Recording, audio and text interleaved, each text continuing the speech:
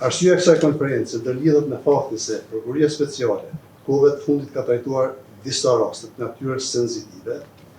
dhe shumë të rëndësishme për faktin se shumica nga ato ndërlidhen me bashkëpunim juridik ndërkombëtar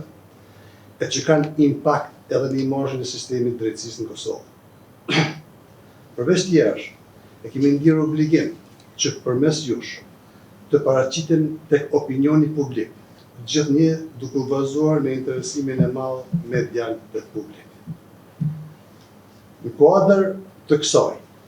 ndihem mirë që njoftoj se me 30 qershor të këtij viti, pjesëtarët e Policisë së Kosovës, në udhëheqjen e Prokurisë Speciale të Republikës së Kosovës, kanë kryer disa pastisje në kuadër të një operacioni kundër krimit të organizuar. Ky operacion është realizuar në kuadër të një hetimi mbi pastrimin transnacional të të ardhrave, të nxjerra nga trafikimi i drogës nga autoritetet italiane dhe franceze, të koordinuar nga Europoli dhe Eurojusti, e në bashkëpunim plot me Prokurorinë Speciale të Republikës së Kosovës, e cilën operacione kanë ndihmuar dhe projekti hape.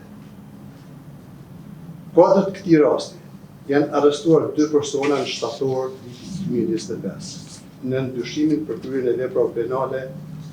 pjesëmarrja apo organizimi i grupit kriminal të organizuar dhe shpërlarja e parave.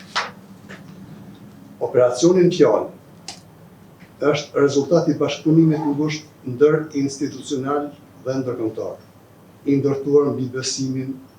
shkëmbimin e informacionit dhe angazhimin e përbashkët për të luftuar krimin e organizuar dhe të gjitha format